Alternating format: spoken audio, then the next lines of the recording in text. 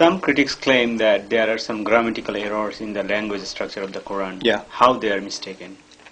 Actually pretty deeply mistaken. This claim that the Quran has grammatical mistakes has no historical precedent. Why doesn't it? Because the Arabs themselves before Islam, they were not a people of literature. These were, Bedouin Arabs that lived in tents and, villages that had, didn't have brick construction and things like that. And they were a Bedouin people. They weren't a people of civilization and of literature and of universities and libraries. Islam brought victory to these people, both socially and even politically and militarily.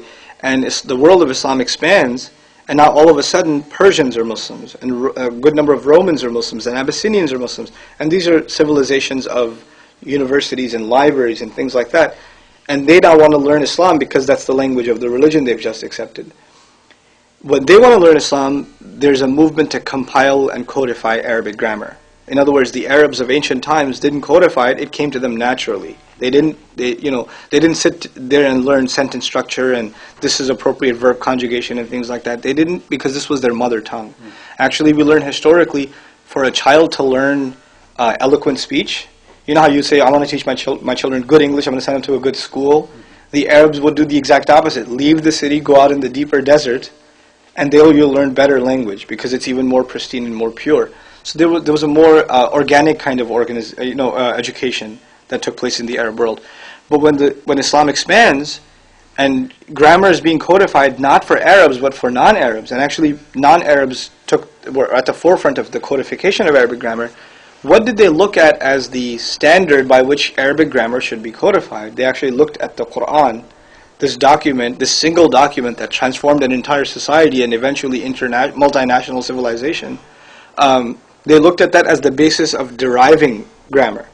So now centuries later, when somebody comes along, and this has happened in recent times, somebody comes along and says, the Quran has grammatical mistakes.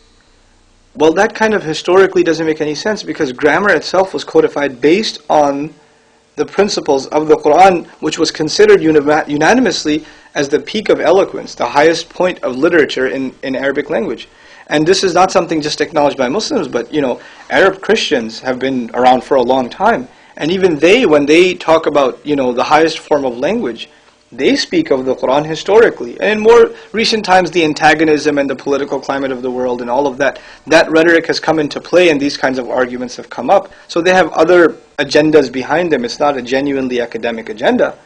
But that it is certainly the case that what is alleged to be grammatical errors in the Quran, number one, they don't have historical basis, and very briefly, number two, is that these criticisms are based on standard Arabic. And earlier on I said there's standard Arabic and there's classical Arabic, the ancient Arabic of the desert. The Quran is in ancient Arabic.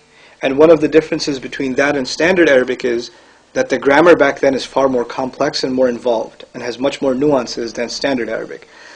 People study standard Arabic. These so-called scholars of Islamic studies are studying standard Arabic in Western universities. And now they're making grammatical criticisms of a body of literature that is codified in classical Arabic. So it actually exposes their lack of knowledge of classical Arabic when they speak in these terms.